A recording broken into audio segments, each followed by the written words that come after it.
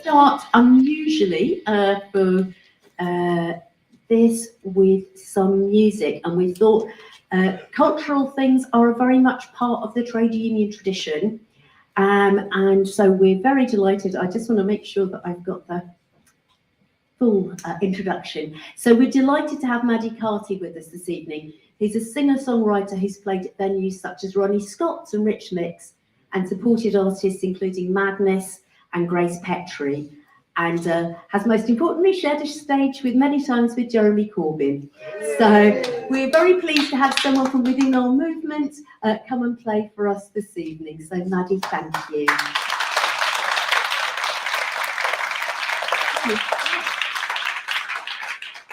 Good evening. Yeah, I'm Matty Carty. It's nice to be here amongst friends. So I'm going to play you a couple of songs now and a couple of songs later. This first one I wrote for the university workers when they were out on strike a few times ago. But really it's for all the striking workers. But this one, are you up for joining in? You helping me out? Are you going to join in and help me out, please? Yeah, thank you. Come on, guys. So you shout singing is fine. You don't have to be in tune. It's all good. So can you hear the piano? Can you hear my vocals? Yeah. So when I say public education, you say private profit. Public education, or private profit. Again, public education, or private profit. That's good. Be brave, guys. Be brave. It's gonna be good. So this is called not for profit.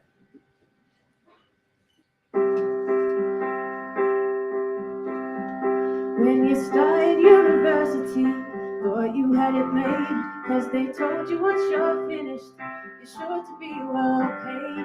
And don't mind those tuition fees, they'll hardly make it then, when there's crazy student tendencies and you can't pay your rent. They say they have to cut the pensions, cause the union's on its knees, but they forget to mention the vice chancellor's salaries. So we're singing public education or private profit. If you think we're agitating now, just try to stop this. Why is it always students who feel the losses? We want public education, not private profit. Working people have the right to live with dignity. If they ever do get to retire, should it be in poverty? They're gambling with their payments. How far is just too far? If they're coming for our pensions now, what do you think they'll do to us? So stand up tall and our rights, starving students side by side. And we're singing public education or private profit. If you think we're agitating now, just try to stop this.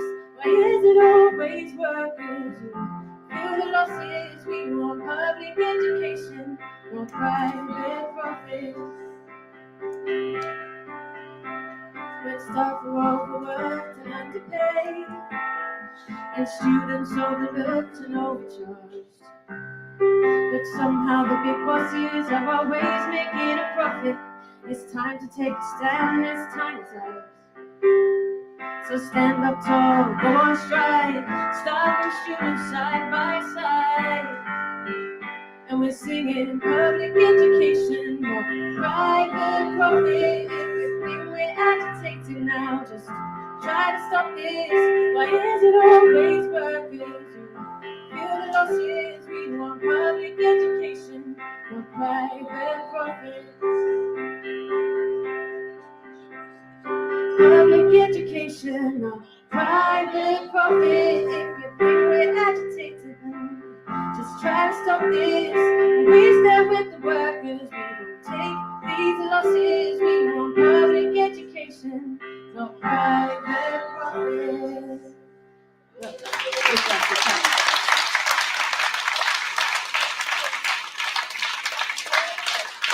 Thank you. So this next song is a single that I put out last year, and I wrote it about my future daughter because I was planning on getting one of them. But I've just had a baby boy, so he ruined the entire marketing brand. So it's all right, I like him. He's pretty cool. But yeah, I wrote this when there was a time in the media with lots of sort of women's equality, women's rights, LGBTQ rights, and there's always progress being made, but there's a long way to go, as we all know. So this is for all the future daughters, hoping that things get better. And it's called Future Daughter. Exactly, thanks.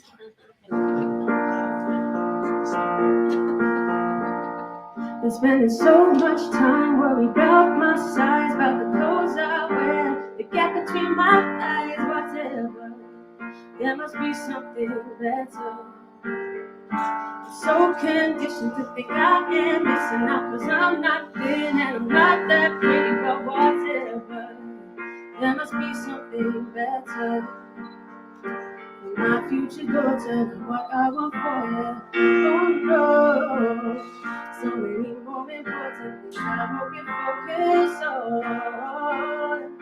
And my future daughter, I guess I just thought you should know. I'm trying to change this world for you, so you just have room there to grow. To be who you want, be who you need, love who you love, wear your heart on your sleeve. Just make sure you're kind, make sure you're bold, make sure you never just do as you're told. You'll be your mother's daughter. You'll be your mother's daughter, yeah. Well, these comparisons can be embarrassing. The way we're told just to deal with harassment. I don't need to, I won't let that be.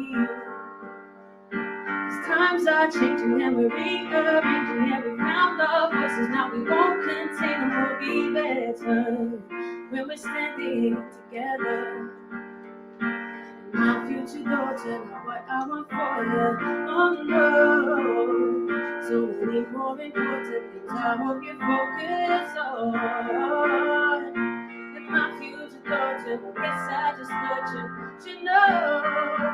I'm trying to change this world for you, so you just have a way to grow.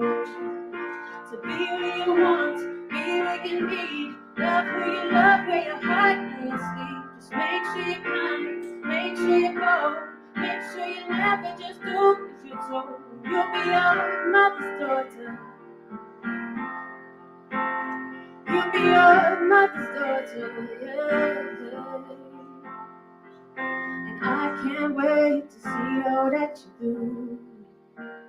I hope you see the world with a different view. I can't wait to see who you become. I hope you're marching to the beat of your own drum.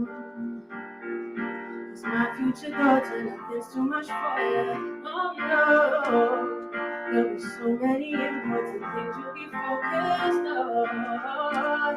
And my future daughter, I guess I just thought you should know. I'm trying to change this world for you, so you just have a way to grow.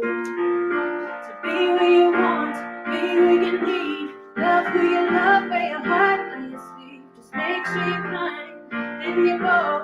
Make sure you never just do as you're told. You'll do so many good things. You'll do so many good things. My future daughter. Thank you very much.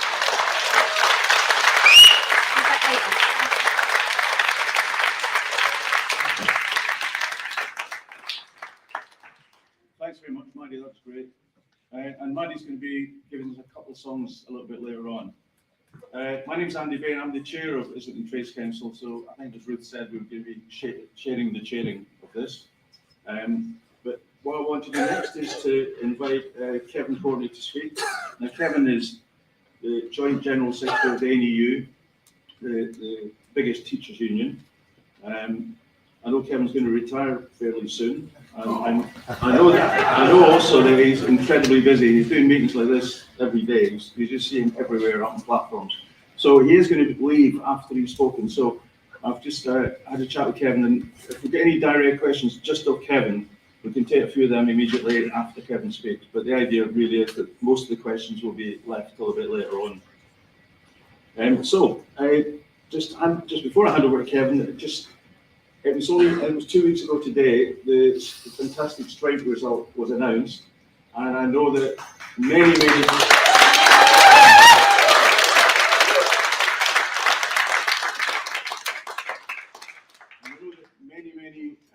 teachers have joined the NEU since then. I'm sure Kevin will give us an update on that. But it's just an example of when a union is well organised and delivers, or it's going to deliver, people respect that and people join and they want to be part of it. So over to Kevin.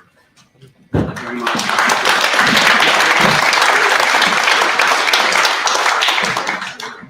Thank you very much, Andy. I'm really pleased to be here in such a big crowd. It's fantastic. Congratulations to Islington Trades Council on arranging it, and Jeremy and the Peace and Justice campaign. It's fantastic that so many people are here. It gives you the feeling that we can win. And we've got that feeling because it's true. We can win. Like Andy said, 2 weeks ago on January the 16th, we announced our ballot result.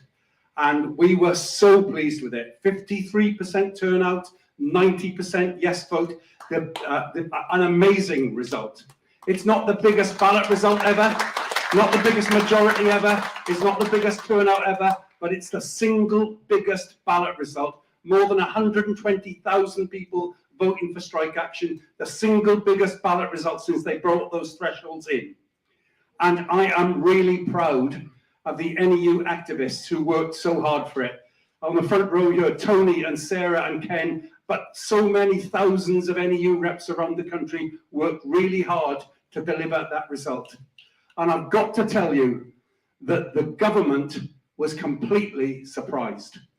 Ministers in the DFE, we know from civil servants, were saying they will never beat the thresholds, none of the education unions will cross those thresholds, and it's a complete shock. And it's even more of a shock that since we announced 2 weeks ago, more than 38,000, that's a new figure, it was 37,000 yesterday, and that's not today's joiners, that was by Sunday midnight, 38,000 people have joined the NEU in order to go on strike. They've joined to be part of a campaign to put right what's going wrong in our education system. And our dispute is about pay and the funding of pay rises, but what lies behind the determination of people to take action is the disruption they see going on in our schools every day because we don't have the teachers we need, we don't have the special needs support assistants we need. Now, this government has the temerity to talk about introducing even more anti-union laws in this country. Tony Blair said in 1997 that the anti-union laws in this country were the most severe in Western Europe. They've already made them far more severe since then. And now they want to talk about this thing called minimum service levels. They want to have a minimum service level on strike days. And they say that if we don't provide the minimum service, if we don't force members who voted for strike action to go to work, then they will fine the union and sack the workers. And I want to ask you, I want to say to them, what about having a minimum service on non-strike days? Why don't we have a situation where children with special needs do have a special needs support assistant? Why don't we have a situation where GCSE chemistry classes actually have a chemistry teacher? Why don't we have a situation where primary classrooms have a permanent teacher instead of a succession of temporary teachers? There is disruption all the time in our classes, and it's the same in our health service and everywhere else. I say it's not about sacking the workers and fining the unions, it's about sacking the government.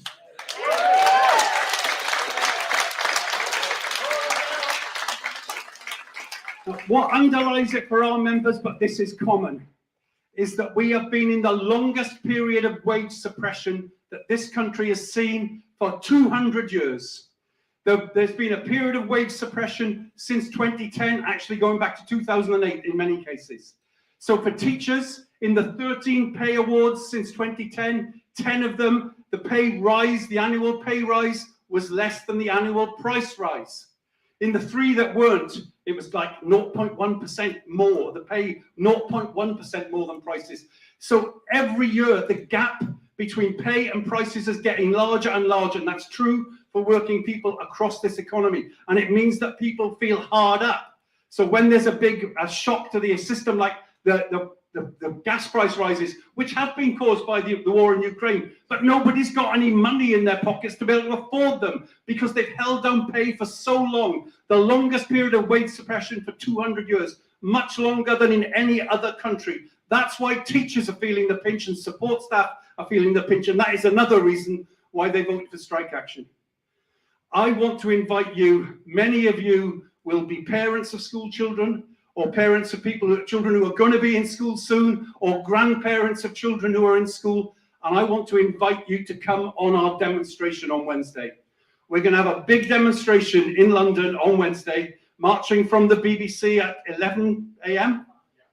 Marching from the BBC at 11 a.m. to a big rally down in Whitehall. We're meeting outside in Whitehall. We've agreed all this with the police The police see the only problem they've got with it is Rishi Sunak's at Prime Minister's question times and they don't know how they're going to get him back to Downing Street. He's going to have to go around the back to get in. Please come and make it more difficult for Rishi to get back to 10 Downing Street.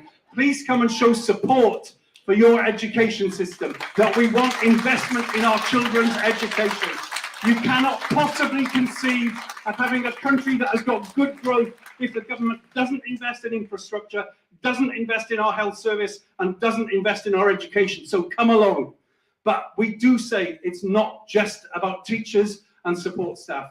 We're really pleased that also on that Wednesday, PCS are on strike, civil servants, UCU are on strike, university lecturers, ASLEF train drivers, RMT train drivers, they're all on strike on the same day, and we think we need that sense that we are in it together. The government is holding all of our pay down, and we have to challenge them together to get it put right. Everybody faces that problem of pay having been held down for so long. We get these arguments put to us. We can't afford a pay rise. And when I'm on the TV, I say, I'm not the Chancellor of Exchequer. They've got there are ways they can find it. But let me just point out some ways they could afford it. There's this concept of unearned income. The income you get if you've got loads of shares, the money that comes in dividends from those shares. Astonishingly, we tax that less than earned income that you have to go out and work for. If we equalised the rate of taxation on unearned income with the rate on earned income that you have to go out and get the sweat off your brow to get, then that generates £14 billion a year, more than enough for every public service worker to get a pay rise which matches inflation, which they could then spend in the local shops. There is the money. That's one way. They could also look at tax evasion and tax avoidance. We know they have some expertise in this. They know how to do it. They must know how to stop doing it. They could stop it. And the other thing they say is we will cause inflation if we do it. Well, let's be absolutely clear. The price rises that we've got now are nothing to do with wages. They are something to do with COVID. They are something to do with the Ukraine war. They're also something to do with profit gouging from companies. But this lot, they want to control the price of nothing. They don't want to control any prices except the price of your labour. That's the only thing they're trying to hold down. If we got pay rises, it doesn't mean there has to be inflation. If a nurse gets a pay rise, no prices have to go up in the whole of the country. But they don't have to put prices up anyway. They could hold down profits. And there's such a mismatch between wages and profits in this country. That's the solution that we need. Pay rises are not the problem in our economy. They are the solution to the problem in our economy. And we are in a place where so many unions have passed these extremely restrictive thresholds, and where nurses have such strong public support, physiotherapists have such strong public support, teachers have strong public support, and rail workers and postal workers have strong public support as well. We can win. We have to act. Mobilise parents and grandparents to come to our demonstration. Thank you for being here tonight. Do everything you can to build support for the strikes. Thank you.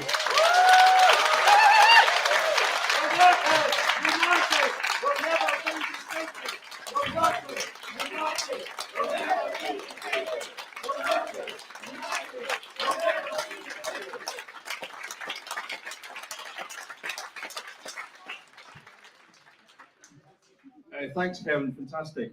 And we will, during the course of this meeting, be talking about the demonstration and what's going to happen in Islington on Wednesday, because there'll be things happening before the demonstration, but we'll come to that. But Kevin's going to stay for a few more minutes. Anyone get any questions? And if you have, put your hand up. Hopefully, if you can just shout the question, but if not, you might have to come up here. So anyone got a direct question of Kevin? Wow. Yeah, there's one. Can you shout? What are the future implications from where we are of developing further professional unity across the education sector? Okay, for those at the back, the question was about developing further unity across the teaching unions in the future.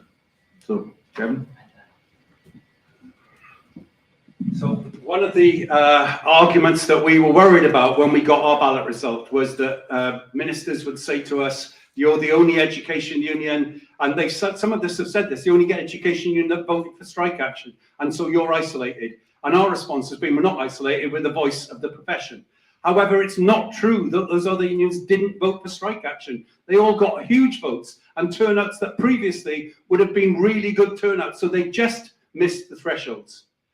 We think that the amalgamation of the NUT that I was once General Secretary of for 1 year, and then we amalgamated with the ATL, that has made us stronger. And I think that's why we've won this ballot, because we have a greater density in the workplace. So I do say to the other education unions, we would be stronger together. And we want to look together at ways of working together. And we are doing that. We've just asked Paul Whiteman, General Secretary of NAHT, which just missed the ballot, if he'll speak at the strike rally on Wednesday, and he's going to do that. We will be working with other unions wherever we can. They are in the same dispute as us, and we want their maximum support on the strike days.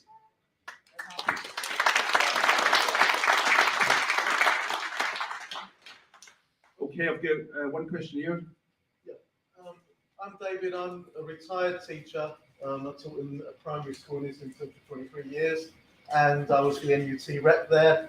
And in that time when I was a teacher rather than retired, we had occasionally come out and strike, but often just like one day. And I know that people want to come out more, people leading the union wants to come out more, and also the teachers did, but it was difficult. But this time round, what seems really amazing is that the unions are calling out people for a number of days' action. So how has that happened? And will it continue? Okay, did everyone at the back hear that okay? No, it was well, Kevin, you can say what the question was. David was a fantastic NUT rep in a school in Islington and is retired. And he points out that in the past, that we've had ballots for strike action, then called one-day strike, and this time we haven't announced one-day strike. We've announced 7 days of strike action for affecting any particular school in the country. We don't want to take 7 days of strike action, we want to win before we have to take those days of strike action, but we've declared those days. Now, partly, I tell you, it's because it's so hard to pass these thresholds. After you've done all the work, having just a one-day strike would make no sense whatsoever. So what we've called is a pattern of strike action and a pattern of escalating demonstrations, and I think other unions will start to join in with this. So we called a one-day strike for this Wednesday. We've got a major demonstration in London. I expect 20,000 people on that demonstration, maybe more. We've got about 100 demonstrations, which will be in the rest of the country, smaller demonstrations. And then we're going to a regional pattern in the north of the country on the 28th of February, in the Midlands on the 1st of March, in the south, the southeast, southwestern London on the 2nd of March. And I think on those days, we're going to have regional demonstrations, a demonstration in Newcastle, a demonstration in Chichester, which is the constituency of the Education Secretary, and those sorts of things on that day. And they will be bigger demonstrations. And then if the government hasn't given way, we're calling a 2-day strike. And I think that's the first time in living memory that the teacher union has called a 2-day strike. We're calling a 2-day strike on the 15th and 16th of March. And those dates are not accidental. The 15th of March is the national budget. And we are calling a national demonstration for that day. We're asking all of our branches to organise transport from the whole of the country to be in London on that day. We want you to be on the streets on the demonstration, which is going to be huge and which is challenging the government about the budget they put forward for working people in this country, saying, no, you must invest in education, you must invest in our health service, you must invest in public infrastructure. That's what we'll be doing. We'll be striking and taking forward the case of the NEU, but part of other people putting that wider case forward. And so that's more than 1 day. If they haven't given in by then, we will call more action in the summer term. But we want to win before we get there. We want to win by promising the government that we will mobilise public opinion. Just stop and think about the fact that we've got, our ballot group was 300,000. It's now 338,000. And that's a big section of the population of the country to start with. It's a lot of people if they all act together. But they're also in connection on a regular basis with 10 million people who are parents. Now that's a daily connection in primary schools and special schools. It's less frequent, but still regular in secondary schools and sixth form colleges.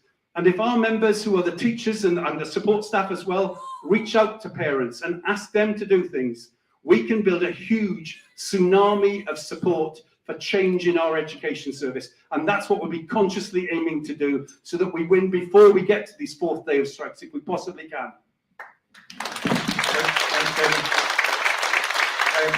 Right, I've got two more people with their hands up. Maybe we can take them both together. So the guy standing there, over there, and there's a woman right at the back. So the guy there first, can you shout? Let's see how that goes. Basically, I'm a whistleblower, and I support your strike action, but also I'm urging unions to stand up for whistleblowers in this country. There's legislation that is going through government at the moment that will not help whistleblowers. It helps the lawyers that are backing it from the USA, and it helps the people in power. Because if you're a whistleblower about government, where do you go? There is nowhere. A wonderful man called Dave Smith found about 3,000 odd people in the construction industry were blacklisted. We believe that that is just the tip of the iceberg, because that is the only industry that they looked into.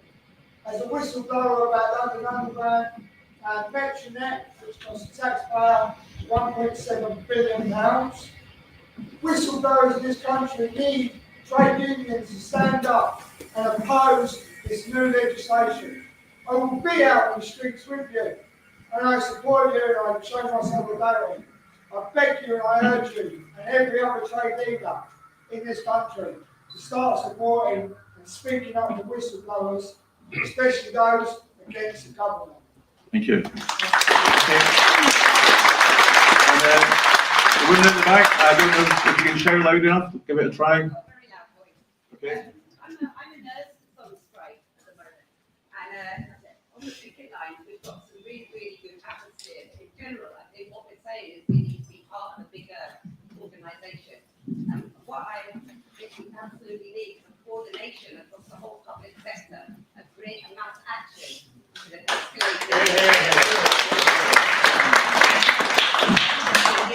How can we do that?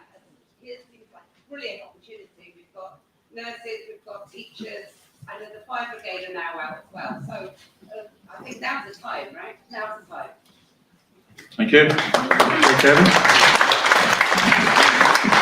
Thank you for both those important points. And I absolutely agree. People need to be able to speak out against injustice, and to be able to do that without fear of them being victimised. And I know about Dave Smith's campaign that reveals blacklisting of building workers and government collusion in the blacklisting of construction workers. So I'm not sure of the details of this legislation, but I will look them up because you've raised them with me, and I absolutely agree. And the person at the back asking about how we coordinate. This meeting is coordinating something, and that matters. Our demonstration on Wednesday will be addressed by Mark Sawatka from the PCS, who will be on strike that day, by Joe Grady from the UCU, by Mary Bousted speaking for my union, the NEU, and by other people on strike on that day. That is coordination in practice. I can't make other unions coordinate with us, but we are laying out the plan of action that we're putting forward. And it may be that other unions do choose to coordinate with that action or not, but it's beyond my gift to make them do it. But whether we're striking on the same day or in parallel, I do want to say this. I think it's a nightmare for the government that there is an education strike happening in the same time frame as an NHS dispute, as well as on the railways. It creates the picture that this government can't run anything properly. And that's true, and the fact that it's happening means that there is more pressure on them. Thank you very much. Right, thanks very much, Kevin. That's fantastic. And I think everybody here is with you, Kevin. We've heard a lot from the RMT and CWU leaders up to now. and now the NEU is in the front line. So good luck, and it'll be more than luck, it will be solidarity.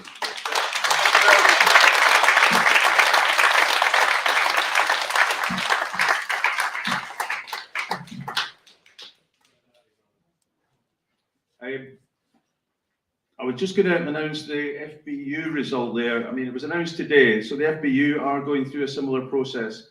And I've just lost it on my phone there, but I think I remember. They had a 73% turnout, so fantastic. And they got an 88% vote for straight action.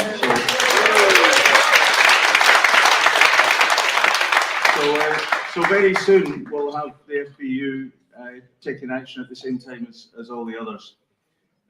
We were going to have Tony Cairns from the CWU here. He's the Assistant General Secretary, but he's sick today. Now we have a local activist, Tom Walker, somewhere nearby. Tom, are you? Yeah, would you like to come up, Tom, and I'll give you a mic. You can tell us what's going on in the CWU locally. And some people here will already have been on picket lines with the CWU in Islington. You might have met Tom before. So we can talk about Islington or the bigger picture, Tom.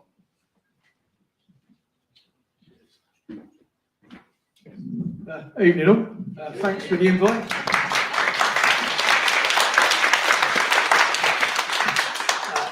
Tony Cairns, our Deputy General Secretary, sends his apologies. He's not feeling well. He's a Liverpool fan. I don't know if that's connected. That's what I see. Nationally, we've taken 18 days industrial action on the postal side in our dispute since August last year. Started off as a pay dispute, but it's soon metamorphosed into far more than that. A fella called Keith Williams, who seems to have his fingers in a lot of pies. He's wrapped up in the rail dispute, pretty much in with a lot of government quangos, and he's pulling the strings in our dispute. So Simon Thompson is our chief executive, and some of you might have had the pleasure or displeasure of watching him fally around in front of the Parliamentary Select Committee last week, not telling the truth and being exposed for it, and hopefully getting called back to the Select Committee next week to be held to account. He comes from a number of companies where an awful lot of our new national leadership in Royal Mail have come from: Jaguar Land Rover, Honda, and they have a tried and tested agenda of bringing in American-style union busters, trying to force through unagreed, unreasonable change, trying to divide the workforce from their recognised trade union, and using this philosophy that they used to spout about on their internal social media workplace page, the 5 stages of grief negotiating tactic. Apparently some American professor thought this up in 1969. It failed then, it's failing now, but they're persevering with it, which is to smash the workforce with as much bad news as possible, pile it upon, and hopefully they'll eventually give up and accept and either choose to leave the business or be medically retired out of the business, or just generally get frustrated, keep quiet with their head down. And they thought they'd try that tactic with us. Hasn't worked so far. Our membership in the 35 years I've been a rep has never been as strong. Our delivery function, which is the main function of the problem we're trying to smash changes in, and what it will mean for you people in the room, is you might remember, those of you who are old enough, used to get 2 deliveries a day, one in the morning, one in the afternoon. And they decided there'd be 1 delivery in the morning. Well, you're going to get 1 delivery if their plans come to fruition, but it won't be in the morning, and it probably won't be in the afternoon either. It will be in the evening, because that's where they see the future. And it's not something they thought up, it's something they've already got in Europe. Because Royal Mail, or the International Distribution Service, as they've decided to rename and rebrand the company, is in 2 parts, because we've got 2 chief executives, because obviously 1 isn't enough. The Royal Mail chief executive, Simon Thompson, the other fellow runs GLS, which is basically a gig economy parcel company in Europe, and they make absolutely bundles in profit, using the tried and tested model of gig economy, maximising the profit, minimising the security for the workforce. And they're thinking, we've made 400 million out of them in Europe. If only we could get our lot here in Britain to do the same in Royal Mail, and we could really coin it in. And that's what they've been trying to smash through. And obviously we're not having it. We've had 18 days of solid industrial action from our membership. And because of the rules as they stand in the country now, we're reballoting, which is probably why we're not on strike on the 6th when everyone else is, which is a shame, because we're currently being reballoted, and our lawyers have apparently told us, that Royal Mail lawyers have told them, that if we take industrial action while we are balloting our membership, that's something they can take our union to court on an injunction. It seems absolutely nonsensical, but when you've been dragged in and out of court as much of our union has been, you find out there's an awful lot in British employment law that is nonsensical, but sadly still legal. So we will be announcing the result of our second ballot on the 16th of February, and we anticipate a secure, strong yes vote. And then we will continue, because we will not bow down to the bullying tactics of the Royal Mail leadership, and neither will our membership. Now, we have been told constantly in the media and by Tory politicians that Royal Mail needs to change because they're losing £1 million a day. So you'd think we're driving around in antiquated vans in dinosaur costumes and we haven't done much change. Well, if you speak to any of our national representatives or the local representatives in your delivery offices, you will know that year in, year out, there is constant revision and change and redeployments over many, many years. And that continued. And we did have a national agreement, the Halfway to Change agreement, that dealt with all of this. But Royal Mail decided to rip that up because they decided the American union busting strategy was the one they were going to go for. And so we pushed back up. They then turned around and said, we've made £758 million. Well done us. Shares, dividends all round to the board, and big bonuses to our 2 chief executives and their chief financial officers. And then they told our union nationally that there was no money left in the cupboard because they'd given it all away to the shareholders, and therefore we'd have to take 2% and swallow it. And we were knowing that, and we told them so. They then turned around and said, we're losing £1 million a day profit, or we're losing £1 million a day, making people think Royal Mail's on the verge of bankruptcy. During the pandemic, they were making £2 million a day profit. Now they're making £1 million a day profit. So when they say they've lost £1 million a day, that's what they mean. Not that they're losing money, they're just making half as much profit as they used to make. They're still making significant profits. And they'll be announcing more profits in a couple of months' time with more dividends to be paid out. So obviously we need to push back hard and remind them that we will not be bowed down by them. We've had people like them try in the past, and we're going to stand up. And what's really good to see is, other than the unions that usually beat the drum and go out on strike, is everyone else has got the spirit to stand up. Now, during some parts of the 90s and the Blair government, that wasn't always there. So it's good to see working people organising, people joining unions in larger numbers and pushing back. Because the only way we're going to win is together, and the only way you can do it is through solidarity. So all those who are in struggle and in dispute, you have to support my trade union, and victory to you all. Thank you.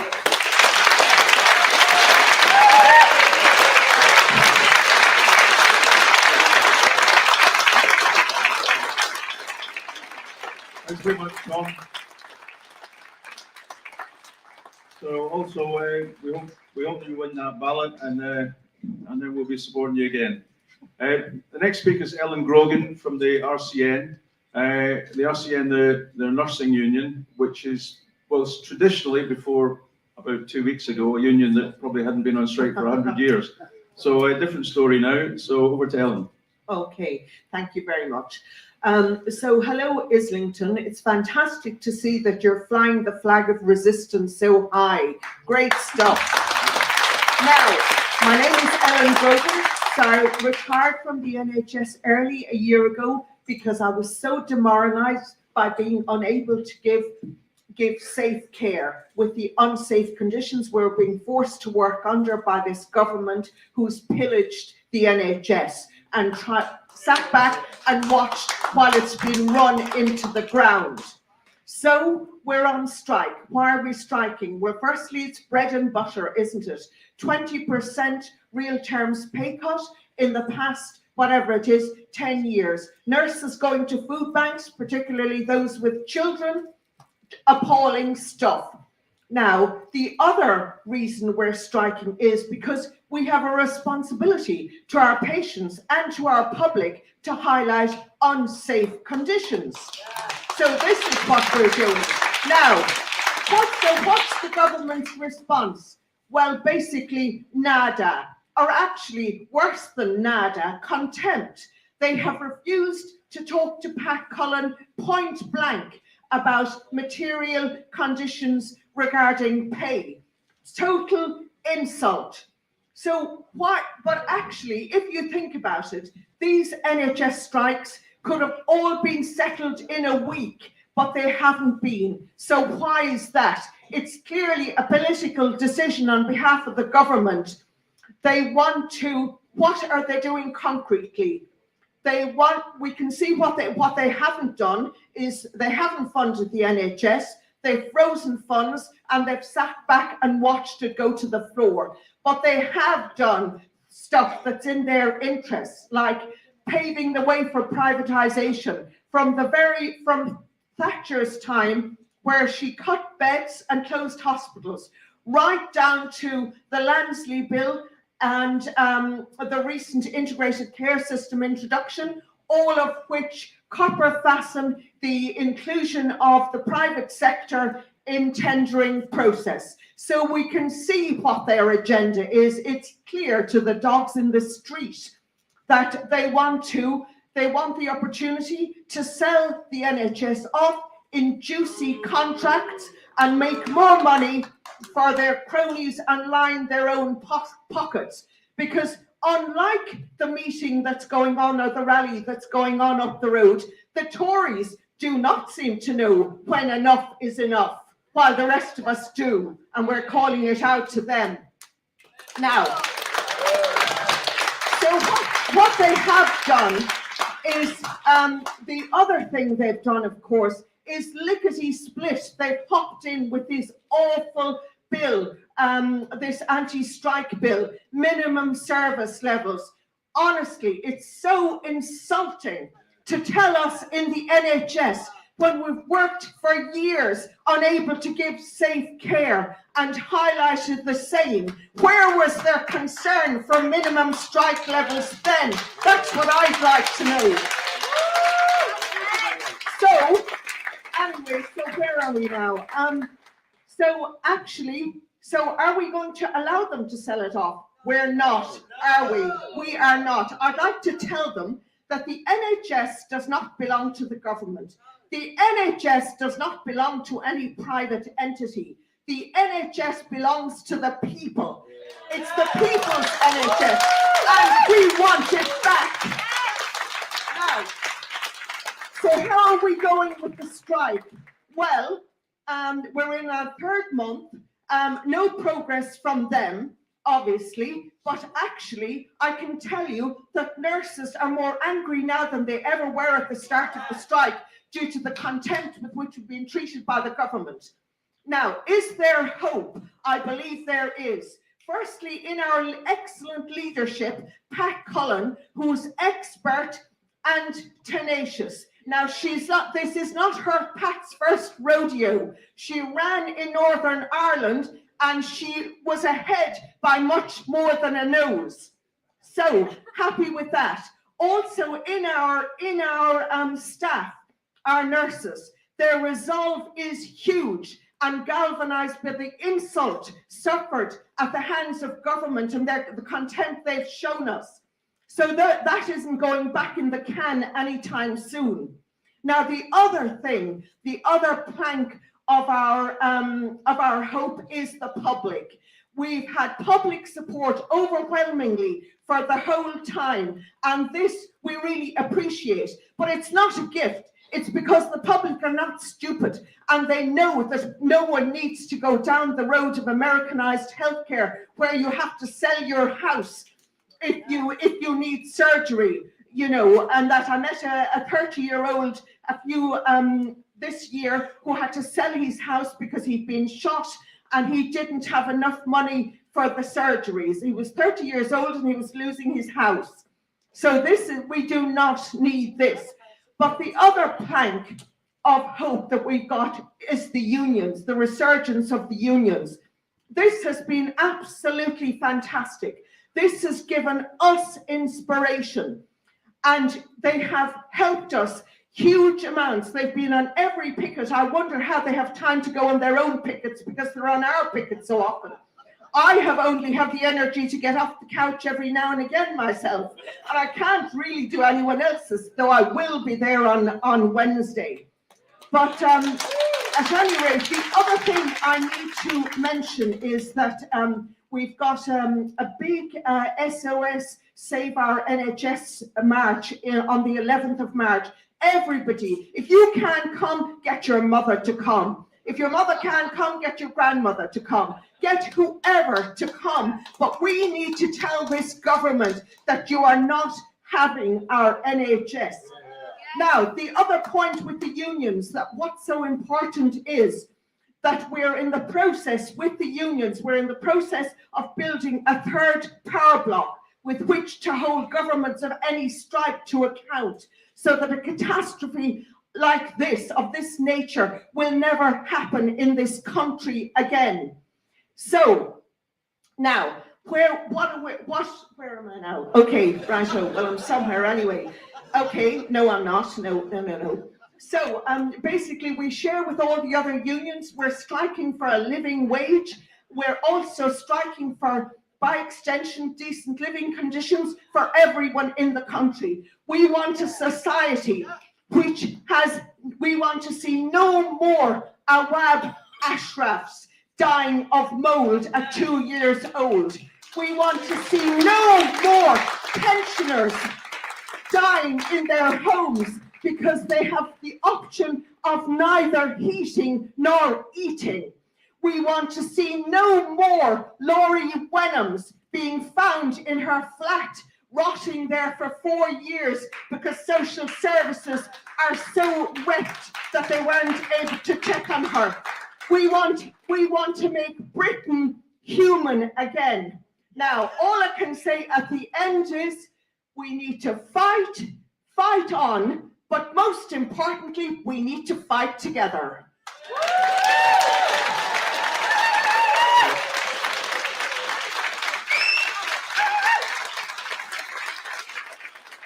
Thanks very much, Ellen.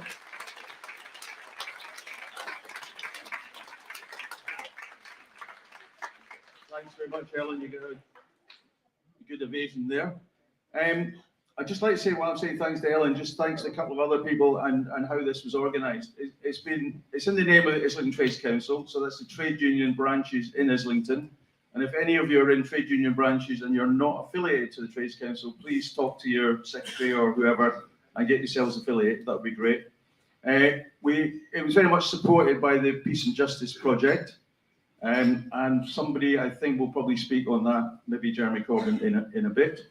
And it was supported also with leafleting, and there's a petition going round, or a sign-up sheet from Islington Solidarity. So that's a lot of individuals signed up to a WhatsApp group and organising different events as well. So thanks to them.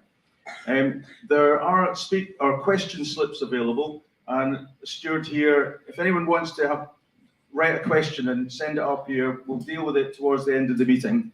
We're doing this because we can have a look and see if there's questions that are duplicated, then we're not going to ask all those different people to speak. It makes it all a bit easier. But now I want to move on to possibly, you might say, a highlight. One of the unions has been striking now for more than 6 months, the RMT, as a general secretary who's dreaded by many, particularly unresearched journalists. Some of whom seem to think that trade unions are run by unaccountable barons, leading uninformed workers. And probably the same journalists, I'm not sure if there's any in here tonight, consider that their Tory masters to be honest and transparent, competent, and even tax-paying. So anyway, what we're seeing now is, and it's evident from this room, we're seeing now the class struggle has become all the more clear, and there's nobody better at explaining this than Mick Lynch. So I want you to welcome Mick.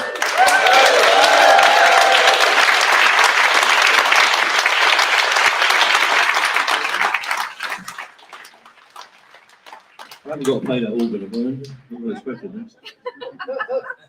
Hello, lefties. How you doing? Nice and comfortable in Islington. I don't normally come up this far. It's a terrible football around here. Anyway, I'm not doing comedy tonight, but I do want to thank you all for coming out, and I want to thank you all for the support that I know. Looking at you, I've just got to look at you and know you support us, and are right behind what we're doing. And it's been a remarkable 6 or 7 months. If you look at me, a man in my condition, people keep walking up to me and shaking my hand and asking for pictures. And I all think these are people without a granddad, these people. They want to have a picture with somebody's granddad. So they end up with me. But anyway, on a serious note, I'm delighted that we're now packing meetings. Too many of us have been to too many meetings in the past where we can barely fill the front row. And something seems to be happening. I know that's not the case in Islington, but you've got to get out of this borough occasionally, you lot, in this little republic you've got up here. So I'm glad to report that the movement is starting to come back from the right place, from the grassroots, from the workers themselves, and from the progressive people in our society who've been there a long time, if not all the time, and have been put down and in many ways have lost hope. And there's some good reasons to lose hope. But if you've been doing this as long as I have, and me and Andy are only in our 30s, you know, looking at that. It's seasonal, and the spring, the old cliche that I was told when I started out in the 70s, when I left school, was that you can compress a spring for so long, but it will always come back. And that's what our workers' movement is experiencing at this time. And we are the hope, in my opinion. The trade unions are the hope of the working people. Because in every society, in every country in the world, there will always be a trade union movement coming forward to be the hope and the expression of the working people. And they will do that despite whatever the professional politicians are doing, whatever the machinations that they go through down there in Parliament or any other parliament or assembly around the world. It is the workers' movement itself that will come back. And what the workers' movement was founded before there were political parties in the modern sense. And in fact, my union in 1905, the ASRS as it was then, brought into life the Labour Party because we felt that we couldn't carry on with the Liberals. We couldn't carry on with this kind of compromised politics, and we needed our own voice in Parliament. It's ironic now, in some ways, that we're no longer in the Labour Party, in communion, I think they say in the Church of England. We're not in communion with the Labour Party. But there are plenty of good people in the Labour Party, and we shouldn't forget that. Many of you will be in the Labour Party or have been in it. I haven't been a member since that bloke Kinnock got hold of the reins, so I couldn't stand it then. But what I've always felt is that what we need is a movement. We don't need a monument. Mick Lynch said that. We need a movement of our people. And what I've been experiencing since May and June of last year, when we still went into these disputes and started the action, is that the people of this country, the people of our society, are ready for change. They are ready for it now. And it's such a shame that the people, the professional politicians that are meant to represent us, can't grasp that. They can't even grasp it cynically, so that they can ride the wave of demand for change that the whole country is seeing. So I've been up to Scotland on these road shows, packed meetings like this, brought together on an impromptu basis. I was up in the valleys in Wales last Saturday, in a Welsh-speaking part of the country, where the whole village came out. And it was what inspired me about that meeting. Everybody was there. All the people from Plaid Cymru were there, all the Labour Party people that were there, all the ex-Labour Party people, all the people that seek to sell me a paper, which is a bit of if anyone's selling the paper tonight, I'm a lost cause, by the way. I find I'm so intensely dark. Because what we're about is change, action, not about discussion and about ideology. We need people on the streets. We need people going into action. And at Aberdare, something came back to me. At that church where this meeting was held, the window behind, which is a magnificent stained glass window, 150 years old, had been donated by my union's branch to that church as a mark of respect for the canon that was the vicar there. And what that gave to me was we need an uprising and a mass movement of all our people. And people like me, and I'm part of it, I've been very cynical about people of faith and people that have got a different outlook. But in this thing that we've been doing, rolling this out, I've been into cathedrals, parish churches, temples, gurdwaras, mosques, town hall, local community hubs like this. And that's what we need. We need the whole movement to come back together, because what we're facing is so serious. Wherever you look in our civilization, as they call it, we're being attacked again and again and again by the same people. The super wealthy, the oligarchs, and the rich and powerful are trying to drive our society down. And what they're turning to now are the very pillars of our welfare state, the things that we established through the war and that we brought into power and brought into position under Attlee's government. And let's not remember, Attlee was a right-wing politician, right? No doubt about that. And it's no good just wanting the thing that you like, that you identify with. We've got to produce a movement that reflects all of the progressive people in our society, from the people of faith to the people that have been burnt out by activism and the people that are still there at the coalface trying to deliver this movement. And that's what we've got to build, and that's what meetings like this are about. And what we have to remember as trade unionists is that we have to be in every community. And the reason my union is not affiliated to the Labour Party and won't be, because I firmly believe that the unions have to do that for themselves. And we have to go back to the basic idea that we are in every community serving our members and serving all of the community that's there, teaching them how to organise, learning from them, the new people that are coming in, the environmental people that want to campaign, the people that are struggling to have their identity acknowledged, the people that are suffering from racial oppression, the feminist people in our society that are looking to get equality. All of those things have to be brought together in our movement, and we have to learn to tolerate each other and tolerate our differences, because what they're bringing on top of us is as serious as it's ever been since the war. So they are going to consume, as you've heard from the previous speaker, our NHS. They're already doing it. Every time you go somewhere, you'll see new branding. American healthcare companies are consuming it on a daily basis. They're doing the same to our education system. The care system for our elders has already gone to private enterprise. When I was a lad, on the Warwick estate where I grew up in Paddington, we had 3 council-run care homes on the estate, dealing with people directly in their community and people working with the council workers who were properly paid under proper conditions. That's what's wrong with this society. We've outsourced everything. We've outsourced everything to the rich and powerful.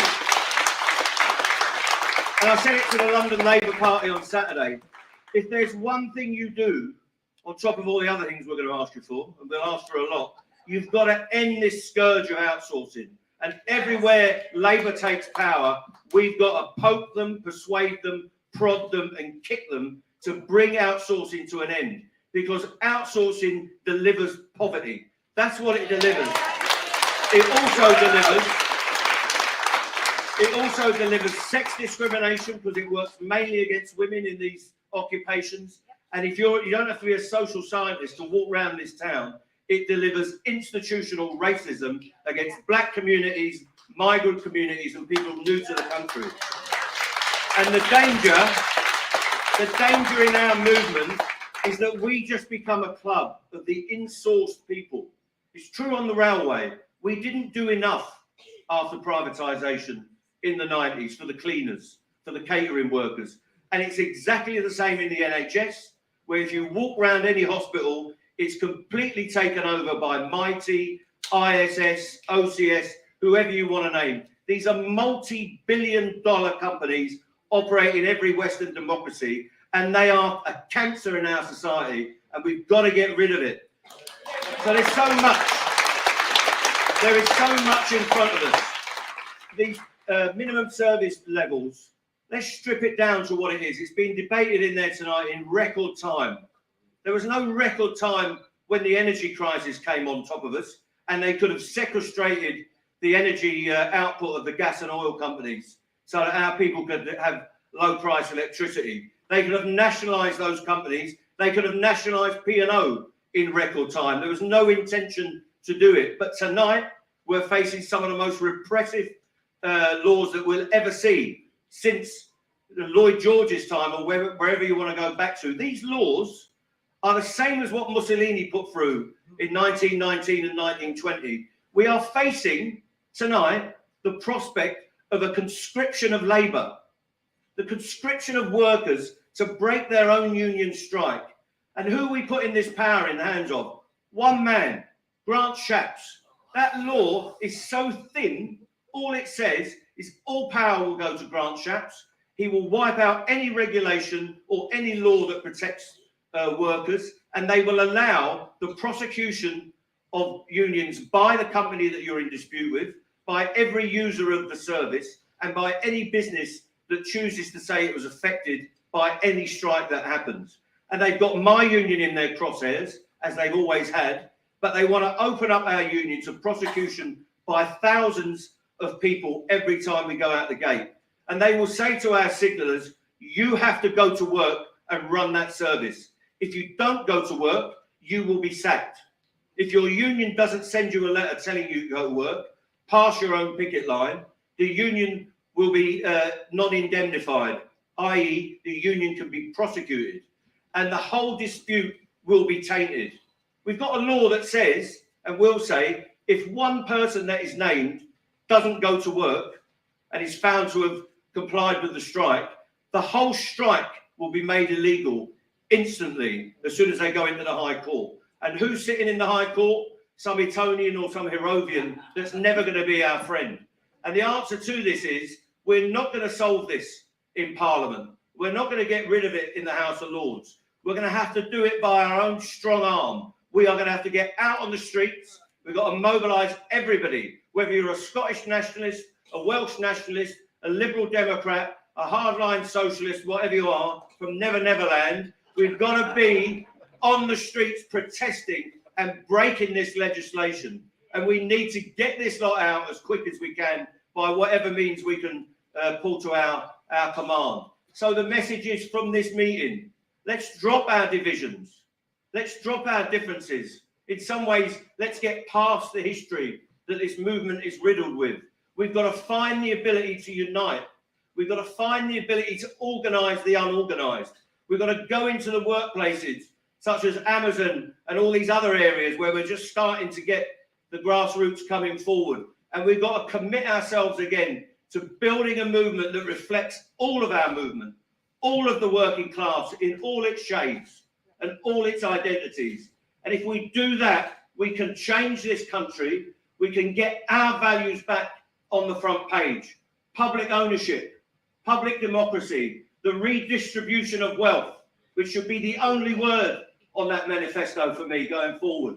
And we've got to make sure that the professional politicians deliver for our people. And if we do that, we will be an unstoppable force in this country, not beholden to anyone, but a working class that is here, not just as an identity, but as a force in our society that wins for our people and brings social justice to our society. Thanks very much. Keep fighting. Cheers.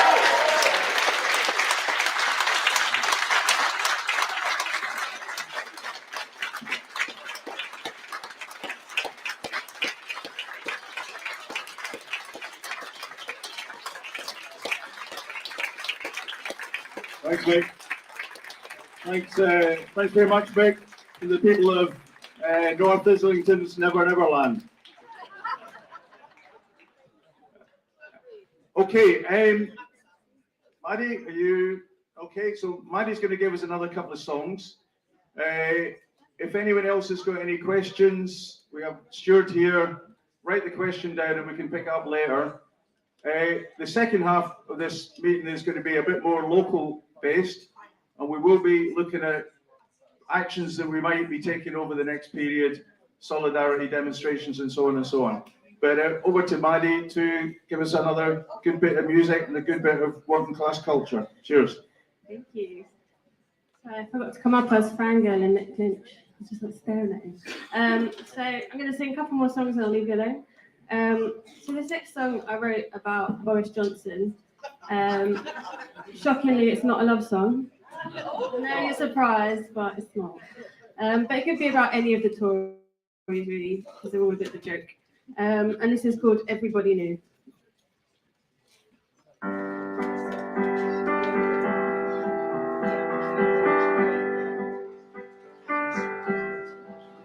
The It was invisible, nobody could see. So unpredictable, like nobody told me. Just like a mother coming at you in the dark. So uninvited, unexpected, left its mark.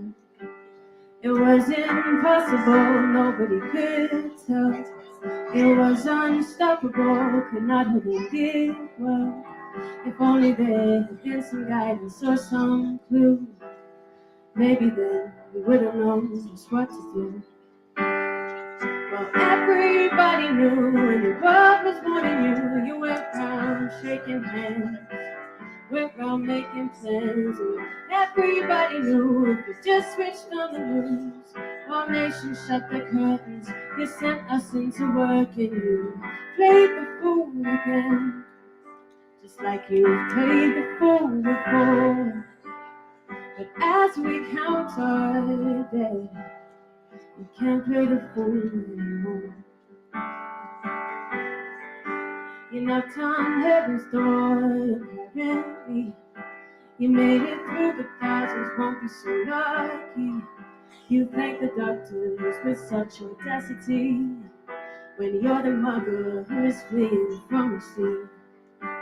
'Cause everybody knew when the world was wanting you. You went round making jokes, went round fooling folks, and everybody knew if you just switched on the news, my nation shut their borders. You gave half-hearted orders and played the fool again, just like you've played the fool before.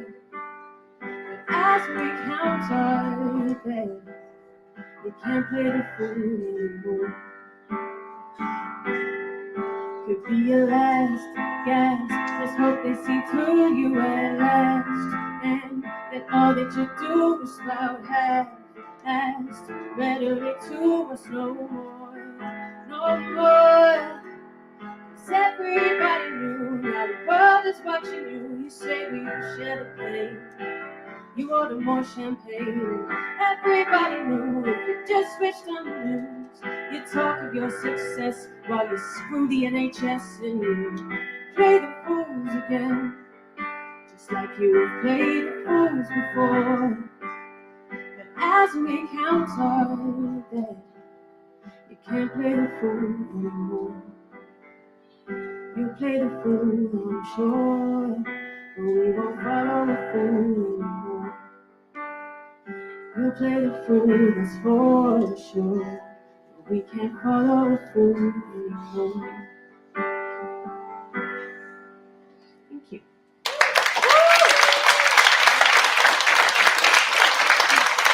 So this is going to be my last song now. So you can find me on all the Insta stuff, Matty, Carty Music. I also have a few CDs, and if anyone wants to donate, all the proceeds will go to the RMT Strike Fund. So if you fancy a CD and donating, feel free.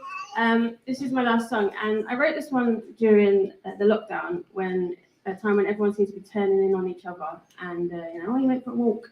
And I felt like we should really be saving our anger for our government, and kind of standing with each other. And it's not over, the cost of living is just, everything's still hard for a lot of people. So it's just kind of like, be nice, isn't it? But not to the Tories. Sorry, children, it's only mine, right? Okay, so this is called, what's it called? The Other Side.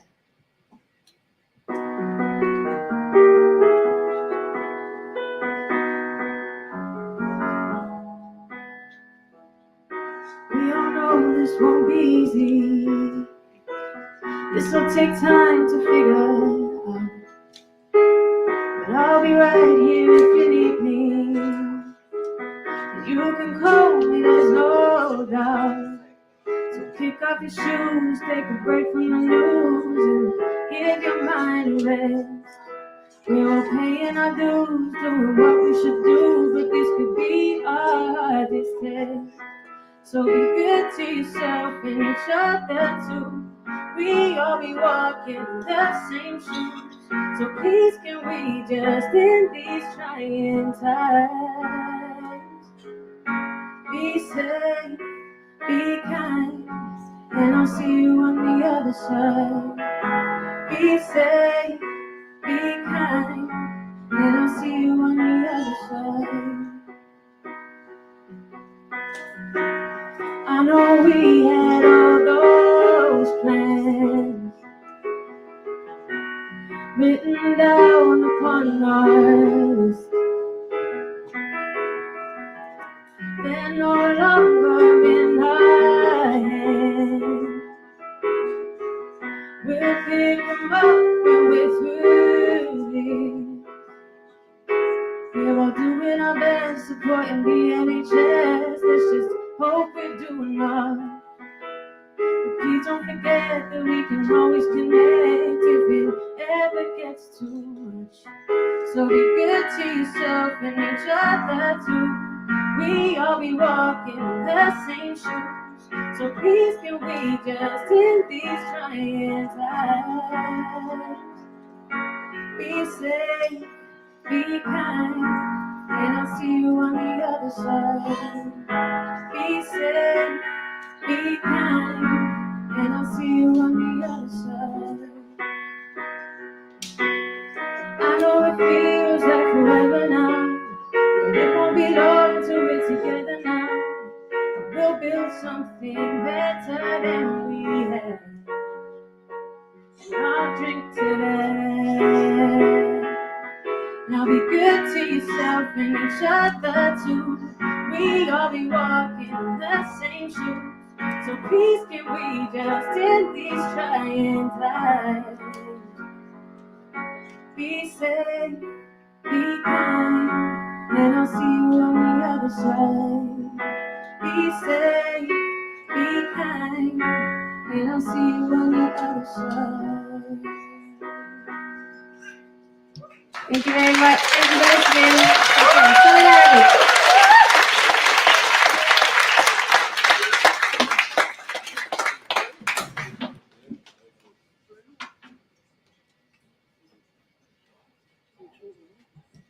Thank you so much, Matty. That was brilliant. Thank you. And I can tell from the reaction, everyone really enjoyed it. We're going to move into the second part of the meeting. Thank you very much for the questions that are coming in. Some really interesting, thought-provoking questions. That's brilliant. Earlier on, someone asked about the hashtag for the meeting and we haven't given it out. So if you tweet, you could tweet hashtag Islington4 with the number 4 strikers. So we can share what's been happening. And if you want to get involved, we will be listening from some local speakers who will be talking about how we can get involved in local activity. But Defend the Right to Strike on Twitter at Right to Strike. I've got a whole lot of information about how you can get involved in defending our right to strike and take action. So do give them a follow and retweet. Our next speaker will be Kaya Coma-Schwartz. It's a real pleasure to introduce Kaya to you. She's the leader of Islington Council. Islington Council has been pioneering really in a whole lot of ways, looking at justice, fairness and equality. It's brilliant to have several people here with children today. And one of the things that Islington's Labour Council did was to introduce free school meals for all primary and nursery school children. It's also, I better not carry on too much because Kaya might be saying some of this, but I'm really committed to building new proper council homes and tackling some of the conditions that people are having to make do with at the moment. So Kaya, if you would like to come up, that would be lovely. If you want to come back side, I think the light's a bit better and that would be fantastic. Thank you very much.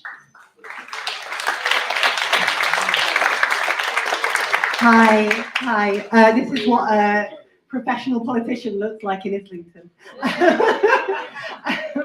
It's really great to see so many Labour Party members here, so many trade union colleagues, so many wonderful colleagues and comrades.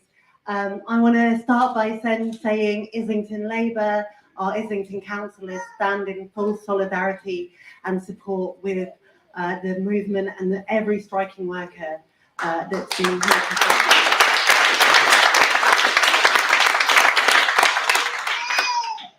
Islington Labour's Council has always stood up for our borough.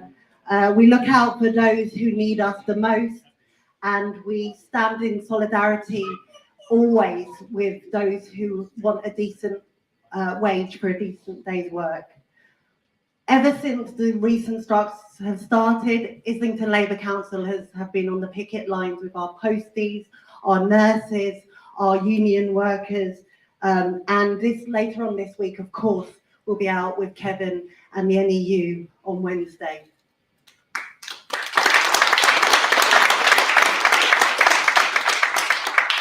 We know from talking to people on the picket lines that all people are asking for is fair treatment, fair pay, fair working conditions, and fair treatment at work. While the Tory government is in a race to the bottom in terms of pay and conditions, and while they force working people into a cost of living crisis, we will carry on standing up for local people.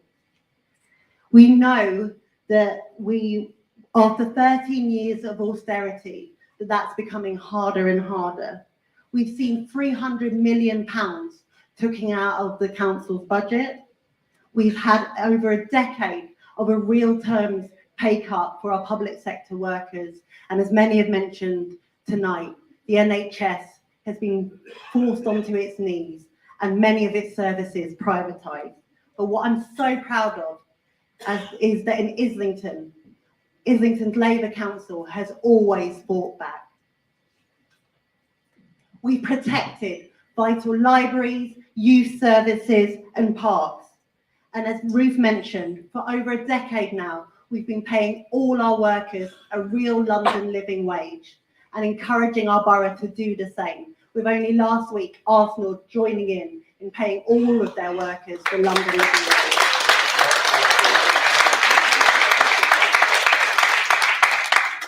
And I'm sorry Mick's gone now, because I also want to say we've also brought in many of our services in-house.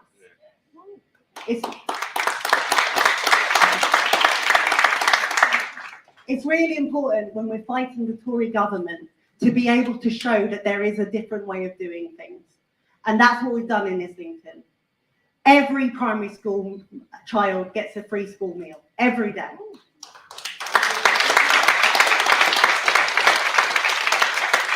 We've built 550 genuinely affordable council homes since 2018. And over the next few years, we're going to build another 750 council homes because we know that a decent place to live is a basic human right.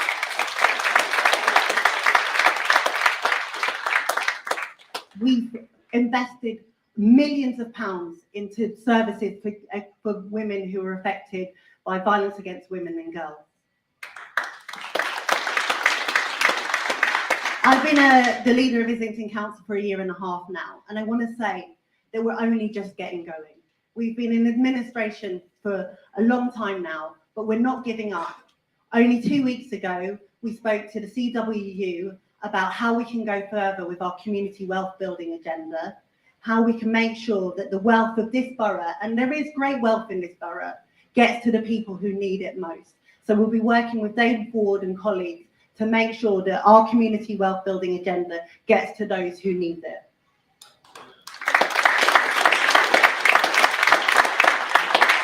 We know, because we've proven it, when we work together, we can do amazing things, and we've always done it in support and solidarity with our unions in the borough. So we know that if we can do it in Islington, we can do it across this country, and we'll carry on being on those picket lines until, and we will, win this fight for this country. Thank you.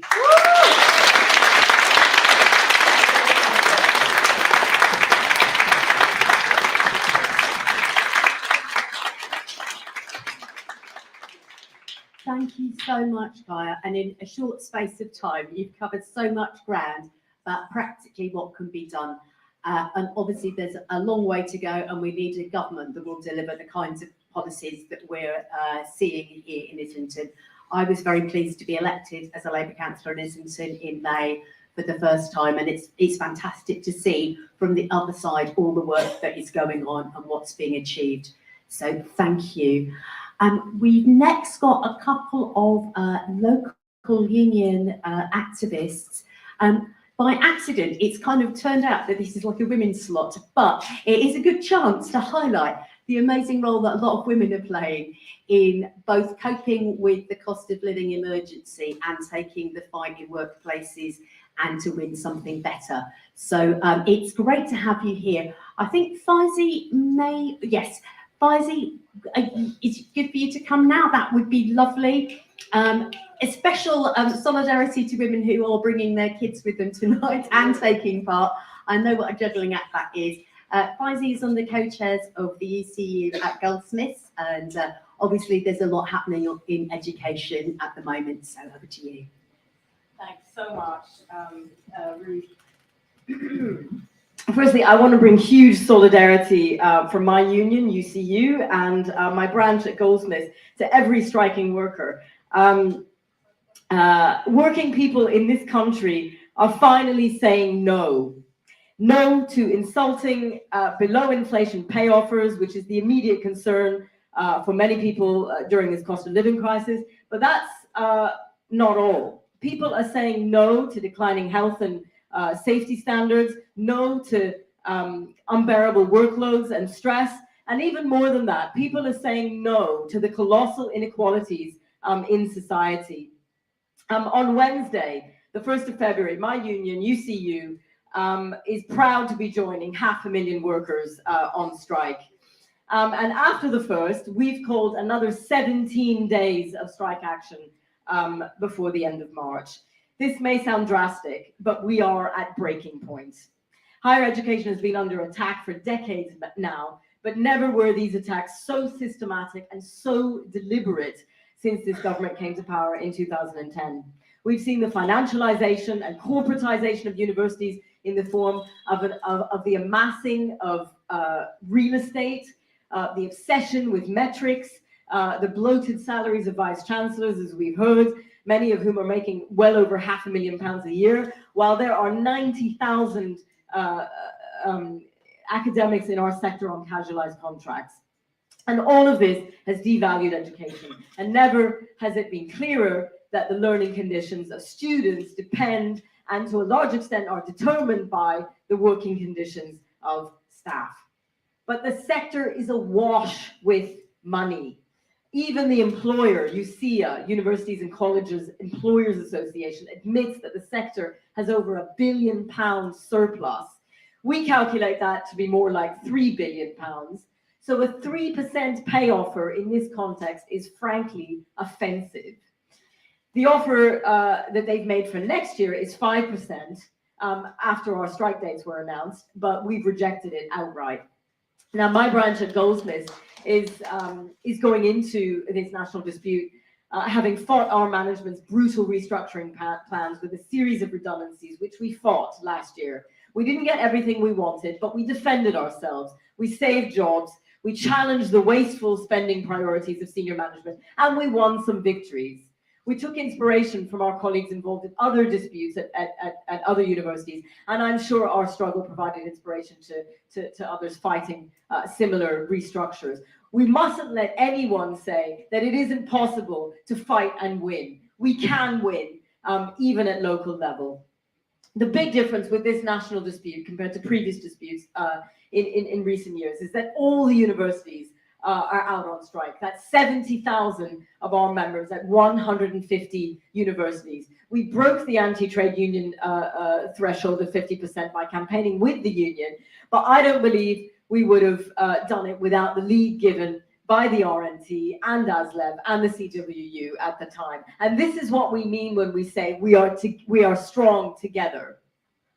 And although we work in different sectors, we're facing some of the very same conditions: the erosion of pay, health and safety shortcuts, casualization, a lack of control over our working lives. We all share a fundamental problem: a neoliberal work regime designed to transfer wealth, enormous sums of wealth, from the poor to the rich, which is now starting to endanger people's lives and livelihoods.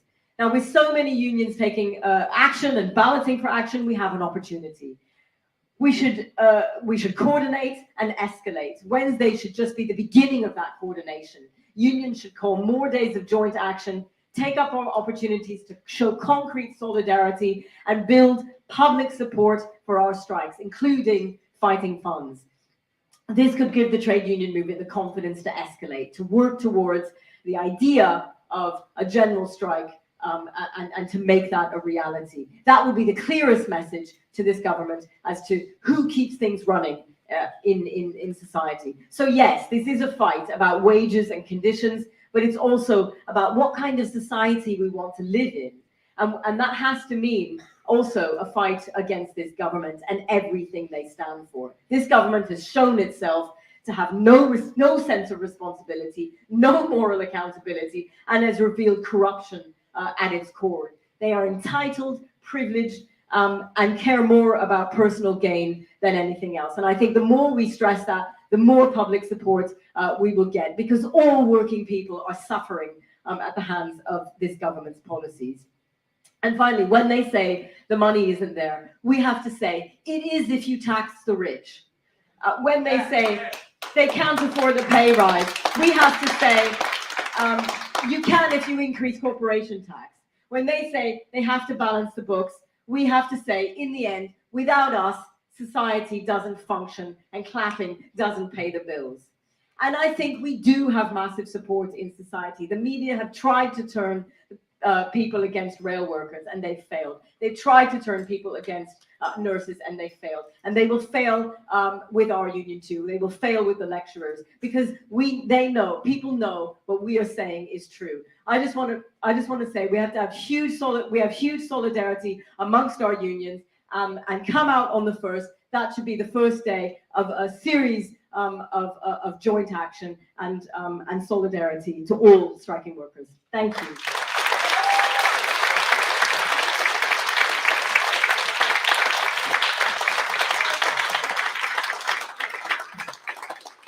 Thank you so much, Fuzzy. That was amazing and really stirring stuff. I think that sense of solidarity, that sense that, of course, this is about what kind of society we want to live in. It used to be that we thought education was a public good. It used to be we thought housing was a public good. We thought health was a public good. And we can have that again. And I think it's brilliant to see the action people are taking. Our next speaker is from Unison. So we've got Joe Cardwell, who's coming up to the stage now. Joe, thank you very much for joining us. Yeah, thank you very much. My name's Joe Cardwell. I'm a part of Islington Unison locally and a part of the Islington Strike Solidarity Committee, which I know many people here are part of, but it's been a great thing to be able to join up together and really give some backing to these strikes. And I just want to say thank you to the Trades Council. And just to say, it's a real privilege to share the platform with some of the people that have been on tonight. I don't know about you, but oh my God, there can't have been one of us that hasn't just punched the air in delight when Mick Lynch has taken on the establishment and taken on all the reporters and totally seen them down. It's just been a fantastic, fantastic thing to see. But it's not just the union leaders that I want to say thank you to. I think Kevin Courtney spoke earlier when he talked about the number of union activists that have been involved in delivering the vote. And I just want to say a big thank you to all those ordering activists like myself out there, the normal shop stewards out there who have been for years holding together unions, waiting for this moment when we can actually take the fight to these bastards and actually start to take them on. So am I surprised that 37,000 members have joined the NEU in the last week? No, I'm not. And the reason why I'm not is because people join unions because they want to stand together and they want to stand up and fight. And to see it start happening now is like a breath of fresh air. And to be honest with you, my God, do we need to take the fight to these Tories? These people are weak, they are divided, and actually we are the ones that need to deliver the final blow to these people at the moment. And, you know, I have to say to you, as a local government worker, I listened to the RCN speaker earlier talk about the depression in wages. In local government, as a children's social worker, in the last 12 years, my pay has been cut 25% in real terms. That means every single Friday I'm bloody working for free. It's basically what that means in terms of my pay packet and for so many other people inside the public sector. And it's not just that my wages have gone down in that sense. My productivity and my rate of work has gone up. Mate, they are squeezing us for every single thing they can get out of us in nearly every public sector department I speak to. Every teacher, lecturer, nurse, postie, productivity has gone through the roof at the same time as they're pushing down our wages. And to be honest with you, when you think about that, when you think what they're doing to our quality of life as well, now bang the pandemic on top of that. And let's not forget, we worked while they partied. That's what happened in the pandemic. That is what happened, yeah? The nurses were saving lives. That's what nurses were doing. These people were up there partying and taking their time, lining the pockets of their mates. They've done nothing to pull back the fraudulent business loans that were taken out of that. That was Sunak that oversaw that. They've allowed theft, that these people have got our money. And when you think after all that, they want to squeeze us even more. They're not just squeezing us, they're killing us. That's what's happening. This cost of living crisis, and sometimes I want to rename it, because although it's a cost of living crisis, actually it's been caused by greed. It's a greed crisis that has caused what is taking place inside of our country today. That is so blatantly clear.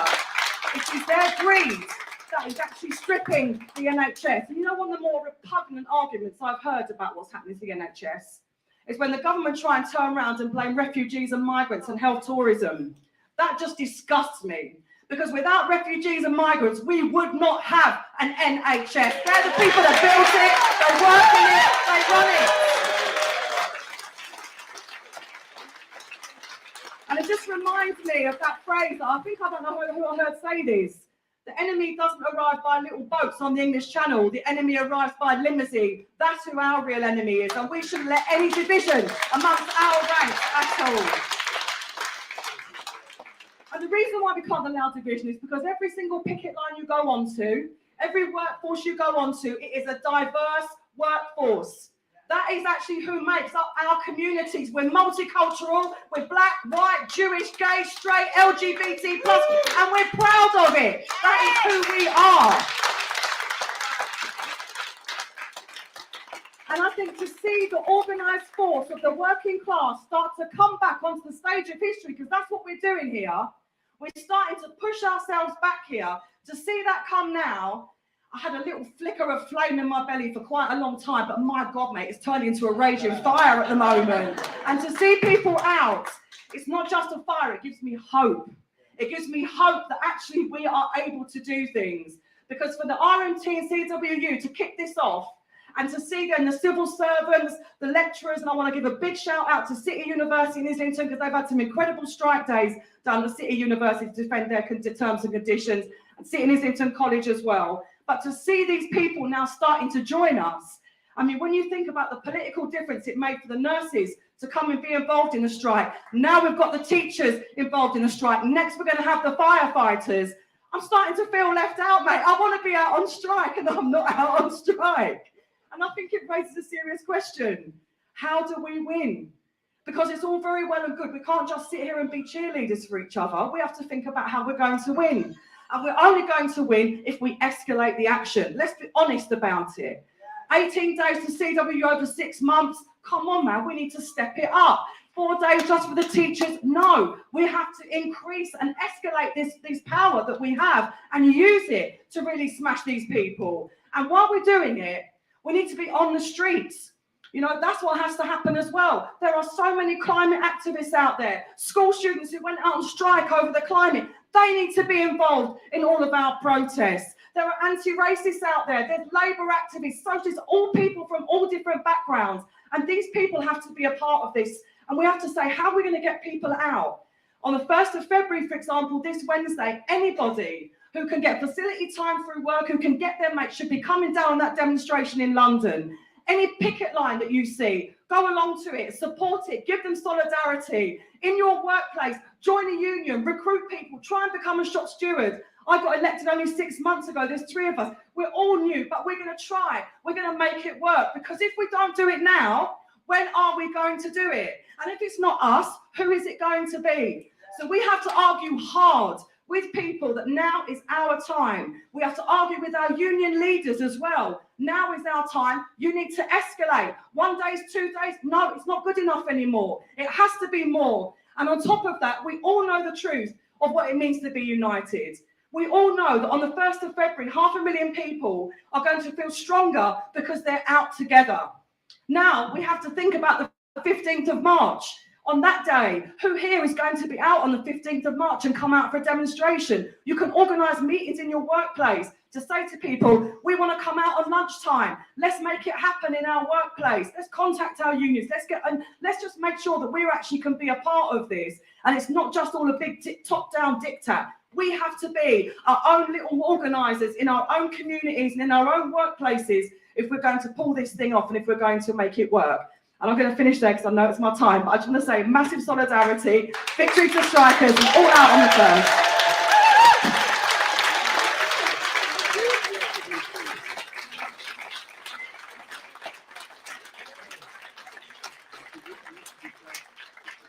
Thanks very much indeed, Joe. And I think that sense of us learning from each other, supporting each other, joining each other's picket lines is so important. I know in my own sector, we'd hoped that we might be able to get a shelter striker along, and unfortunately we weren't able to get anyone tonight. But, you know, it's really hard sometimes for people to take action. It's hard for people in the kinds of jobs where you're providing a frontline service, but we are seeing those services so eroded and so underfunded. Unless we take action, they won't be there for future, for communities to use in future. And I know that sent a strong signal across a whole lots of parts of the workforce to see people who haven't traditionally taken action getting themselves together and taking action to defend services as well as jobs. We did have another local speaker. I don't know if Terry Sullivan is here. He's not here. He's not here. Can we ask Nick Lynch, who's the rep at Islington TUC Authority, who's going to be on strike on Wednesday? I think he was going to say a few words. Thank you. Yeah, it would be great to just hear, because we know there's going to be so much happening in Islington, and we want to make sure everyone knows how they can get involved. Thank you very much, Nick. Good evening, comrades. My name is Mike Govender, and I'm originally from South Africa, but I've gladly settled here in Islington. I couldn't find a more convenient place out of South Africa than Islington. I've been here now for the 20th year, and it's been brilliant.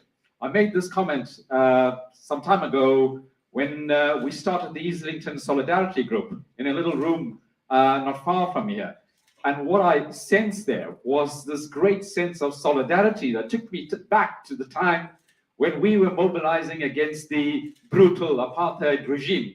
And it was a coming together of many different trade union, community groups, students, and we were mobilizing with the issue of actually making South Africa ungovernable at that time because of its repressive laws against its racist laws as such. And that's the same feeling here. I heard Joe speak and everybody else speak about this idea of coming together. The solidarity is extremely important. And I get goosebumps actually just listening to what's actually going on here. And I know from experience, if this is what we do, we will win, because we did so in South Africa against a very brutal sort of regime. Can I also say, in terms of who I represent as such, I am a rep at the City and Islington Sixth Form College. We have been successful in our ballot way back in November. The first day we took our strike was the 30th of November. It was a fantastic strike. We had various people come over at our picket line, including Jeremy Corbyn and Mary Bowstead, and it was fantastic. We were just waiting patiently for the rest of our NEU colleagues to actually come on stream, and they've done so amazingly. And so we were really reinvigorated now, and we're looking forward to the campaign on Wednesday. Wednesday, we are having picket lines at various schools in Islington. Certainly at the Sixth Form College, there will be a picket line. It's usually very lively, so do come along. The idea from there is to then get to the Angel tube station, where we will hear some speakers at about 10 o'clock. And then we sort of come along with this idea that we are actually going to march right from the Angel all the way to Portland Street to actually join the main march there. And we hope this feeder march will actually draw people along the way. But just to say, I mean, the issues, I don't want to go over the issues in terms of education because Kevin has actually already mentioned that right at the beginning. But if some of the things that I could just touch on there is one, the sort of cut to frontline services, such as mental health workers, the additional learning support. We're actually fighting that right at the minute at the college. We also have issues in terms of the curriculum actually being narrowed, and as such, things like, for example, dance in our college has been cut. Now, when we look at that, it's like a really important subject for the community that we serve. It's now becoming quite elitist, and it's all these decisions that are being taken. It's unfortunate that we have a management that seemingly follow exactly what the Conservative government actually say. I actually just left college this afternoon with the idea that the college management were calling some of our members individually to find out, are you going on strike? And to some of our management members who are part of our team, asking, well, you've got to consider your role as a manager if you are going to be actually sort of going along with that on strike. And that's something tomorrow morning we're going to have to address and walk directly into the room and find out why this has been the case. But comrades, I just want to stop there and say solidarity, comrades. Thank you very much.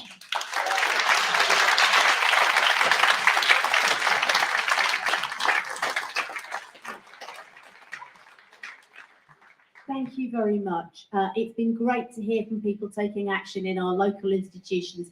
Honestly, on Wednesday, there'll be no streets in Islington that aren't really close to one of the school picket lines. So I would encourage people to look out for that and to go and provide support. We're running very short of time, but I'm delighted now that, and I know Jeremy's got to get back to Parliament. He's a very hard-working MP. Will come and speak to us. Jeremy Corbyn, the MP for Islington North, who has supported workers in struggle and people standing up for the cost of living all his time as an MP and well before. Jeremy, you're very welcome.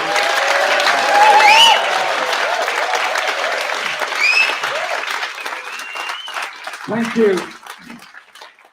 Thank you, everyone, being here tonight. A show of solidarity with all those taking strike action and all those people that are dreaming, hoping, praying and demanding and working for a different and better society. But I want to also say thank you to all those that have organised tonight's event, because these things don't happen by accident. Thank you, Ruth. Thank you, Andy. Thank you, all the Trades Council and all the unions that supported this particular event, which is also being live streamed to a lot of people outside of this room and all over, not just our borough, but all over the country, and no doubt other places as well, because it is about communication and about getting our message across. This is, yes, a series of industrial disputes, and I'll come on to those in a moment, but it's also really about the kind of world and kind of society that we want to live in. Do we really want to live in a world in this country where there are more food banks than there are branches of McDonald's, where there's a huge mental health crisis amongst people in work, amongst people out of work, and amongst students in school and college? Do we want to live in a world where the very richest have enriched themselves many, many fold over the past 2 and 3 years particularly, and wages have been stagnant or falling, and living standards are collapsing? Do we really want to be in a world where people are so desperate they hang around outside a supermarket to ask somebody to give them something out of their bag when they come out of the supermarket? That is what we've reduced this country to. And it's disgusting, it's disgraceful, and it's unnecessary. And all the time, we have the super rich flaunting it at us. And if you listen to commercial radio during the day, what do you find but subliminal adverts attacking the public sector? Subliminal adverts for private education, subliminal adverts for private healthcare, And today, the Secretary of State for Health announced he'd held a very, as he described it, very useful round table with all the private health providers in Downing Street to discuss the role they might play in healthcare in the future. I've only got one message for him. It's quite simply this: take over the private healthcare hospitals and put them in the NHS. And instead of saying that we will improve the care service around the country by putting yet more money into the private care sector, do what our council has done, take services back in-house, and let's have a national care service on the same principles as the National Health Service. Care when you need it, free at the point of use. Surely that has to be the right way of doing it. Otherwise, you just see the stress levels that so many people go through. And then when you go through all of the strikes that are on at the moment, there's a very good reason for every one of them. But for anyone watching this who just happens to be tuned in from the Daily Mail, I'll just say this to you. Daily Mail readers, nobody takes strike action lightly. Nobody loses wages lightly. Nobody walks out of work lightly. They know the issues, they know the problems, and they know the hardship. But they're doing it because there is no alternative. And I wasn't in the least bit surprised by the firefighters' vote today. A service that we all rely on, a service that we admire, a service that we all applaud, has lost, wait for it, 20% of all firefighters have lost their jobs in the past 10 years. In other words, there's a fifth less firefighters. Is it surprising that response times are slower? Inevitably is the case. And then you look at the firefighters, look at health workers, look at the stress they're going through, and it's all very well for Tory MPs to turn up in A&E departments and say, we applaud the innovation of those staff who are managing to convert chairs into beds so that people can wait in the corridors in a more congenial atmosphere. Huh? Where are the beds that are needed? Why have we closed so many? Why have we reduced the number of beds in hospitals? And why are we now talking magnificently about care at home without any carer? The whole principle of healthcare is care. Yes, you need the medicines, but you also need that psychological support. We all know that. When you feel ill, it's people talking to you as much as the medicines that will help you to get better as well. They don't seem to understand any of that. And so to the nurses taking strike action, I know the pain they're going through. I've discussed it with them. They're doing it because they feel there is no alternative than that is a way of getting decent pay and conditions. And then teachers. Again, I'm not surprised at the massive vote by teachers all over the country. Why do so many young people study at university, study to be a teacher, go through the whole qualification process, proud to become a teacher, and then find that they're buried under an avalanche of tick box exercises to what they should or shouldn't be doing in school, a national curriculum that's imposed upon them, much of the innovation and joy is taken out of teaching, and because of the shortage of teaching assistants, teaching a mixed ability class becomes very, very difficult to retain the attention of all those students.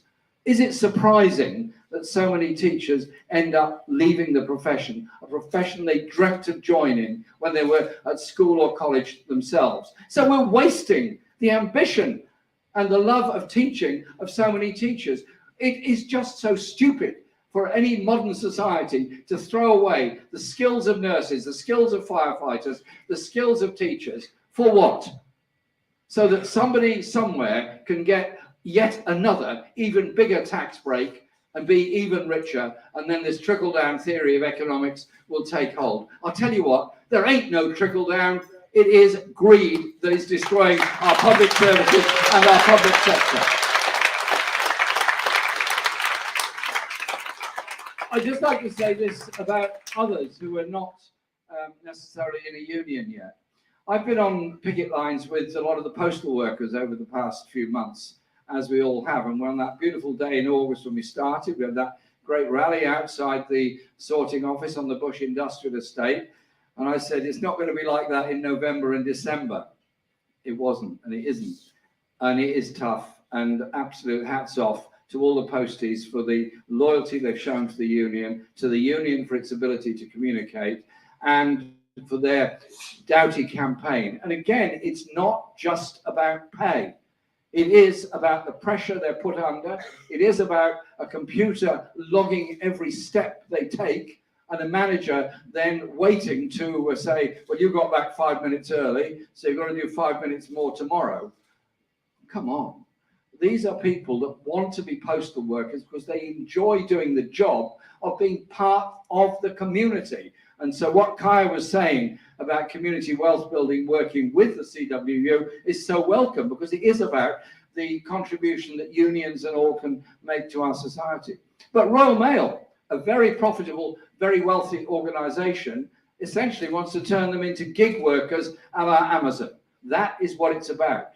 And so this is a fight about wages, about conditions, about respect, but it's also about inspiring people who work at Starbucks, who work at Amazon, who are employed by Samworth's Bakery and so many others who need to be in unions. You'll find a table at the back from PJP, Peace and Justice Project, where we're campaigning for union recognition in that baking industry, as well as in Amazon and Starbucks, because we need to bring into union membership all those people that are forced to work on the gig economy, forced to work in the gig economy where their only friend is the mobile phone that tells them whether they've got a job or not, whether they've got any work or not, how many hours they've got.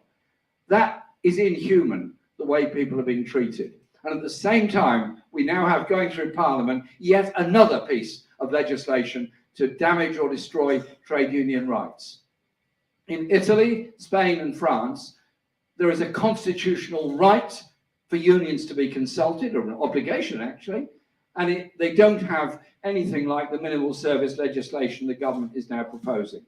They're proposing minimal service legislation because Grant Shapps claims that none of the unions were prepared to protect the emergency services during strike action. Absolute nonsense.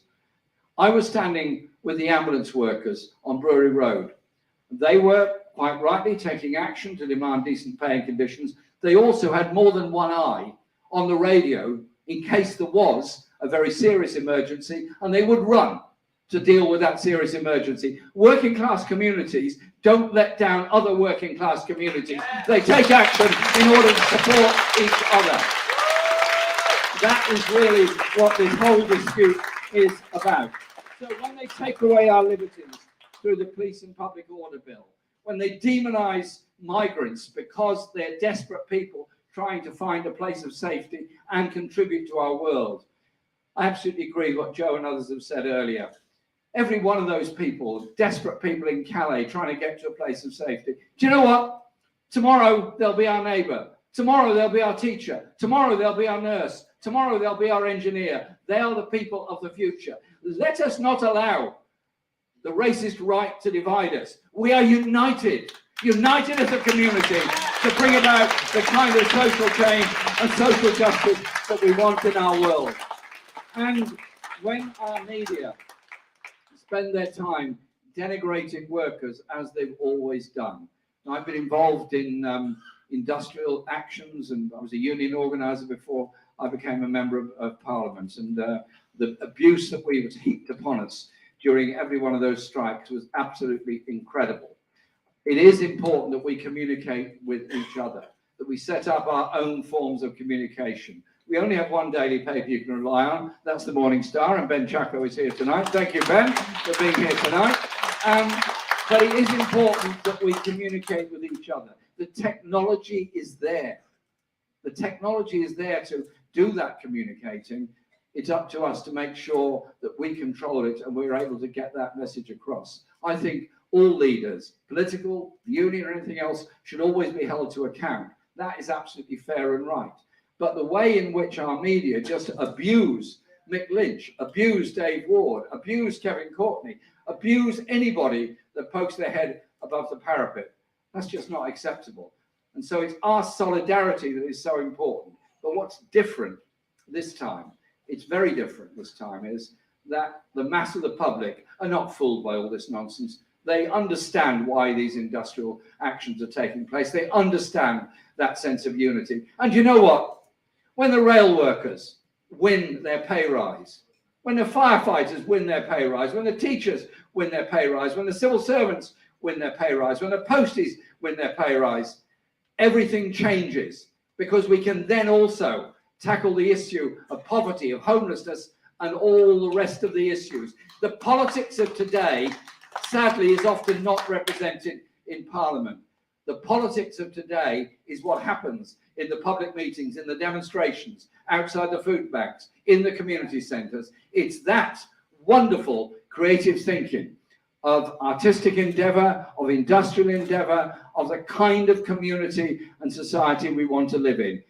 It's our solidarity through social media, through physical contact and all that, that is going to win these disputes. And in doing so, it's going to be bye-bye Sunak and bye-bye the Tories. I'm fed up with inequality, injustice and enforced poverty in this country. Let's defeat it and win with the strikes on Wednesday. Thank you very much.